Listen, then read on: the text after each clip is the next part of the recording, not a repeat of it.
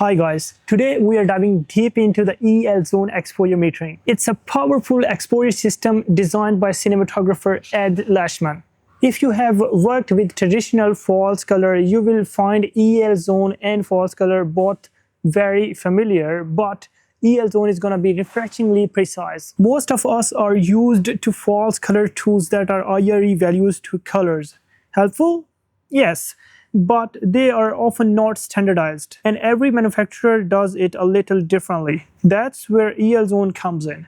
EL Zone is based on 15-stop scale, designed to reflect how camera actually captures the exposure. At the center, you have got middle gray at 0. Each step up or down represents a full stop of light, plus or minus. So +1 is going to be one stop over and -1 is going to be one stop under, and so on. The beauty of EL Zone is standardization. Unlike the false color, its mapping doesn't change between cameras or monitors. Here's why this matters. Let's say you want your actor's skin tone to be exposed one stop over the middle gray. With EL Zone, you can really see if you are hitting the target. No guesswork. Now, how can we set up the EL Zone properly? What monitors can support this feature? Basically, if you are able to get log footage out of any camera, you can use EL Zone. The things which you need to make sure are that you know the dynamic range of your camera, like how many stops it's doing, and then you need to have a monitor which supports EL Zone exposure metering. So today I'm having a small HD Cine 7 monitor which does support EL Zone, and then I'm having Arri Alexa 35.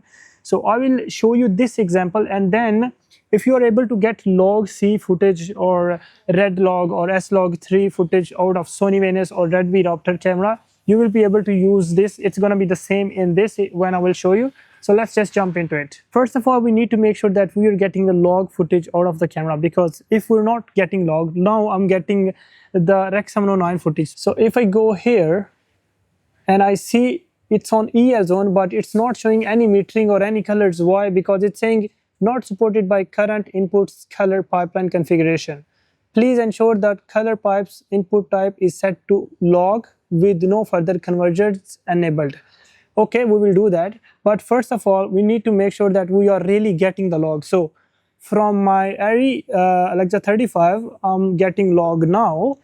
I have set a button, user button for STI log C. So I press that button and it is showing me. And then after that, to set it up, I will go in my settings, I will go to color pipe, and here I will add one, and I will say log, not SDR. And then it's gonna ask me what camera log. I will say Arri. Once I do Arri, it's asking me what Arri wide gamut 3 or Arri wide gamut 4. Why? Because Arri Alexa Mini and Arri Alexa Mini LF are having Arri wide gamut 3, and Arri Alexa 35 is having Arri wide gamut 4. So I will go for Arri wide gamut 4, and then it's already detecting log C4 now, and it's gonna ask you for your exposure index. Right now I am at 800. Whatever your ISO or EI value is gonna be, you need to put it here. Now after that, I am ready with that. It's set to Arri log C4, and now if I go back and I enable my EL Zone, you can see the colors and everything there. And now you can really use your EL Zone metering system. Now there is another thing. If we go out of this exposure metering, we are seeing the log, and DP would not like to see log. So what I can do is I can use a LUT to preview my video. So basically I can go on the page and add a look, and in look I can set the standard look for me for now, but in case you have any other look, you can import on your small HD monitor through the SD card. But I will go and I will go on 3D LUTs, camera calibration LUTs, and then here I will look Arri log C to Rec 709, and I will enable it. So now we are seeing the Rec 709 video. If now I will go to my false color, it will automatically switch to log C4.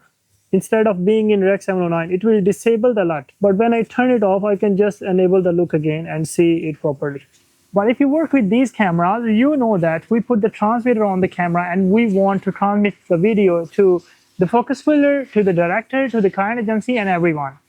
So once we do that, basically if you are taking the log C out of this and you put the LUT on this, On the transmitter which you are taking the SDA2, it's also log C. So what will happen is on all the monitors you are seeing log C. Now we have a small HD monitor and we know that the small HD can have external LUT on. But what if you don't have a monitor which supports external LUTs? So to solve that problem, I always keep a user button for log C. I always take Rec 709 out of the camera or whatever the LUT DP want to use, and then whenever he want to use the EL zone metering, he can just press that button to see the log and see the monitoring and set his exposure, and then press that button again to go back to the look or Rec 709. Thank you so much for watching, and may your exposure land always in the right zone.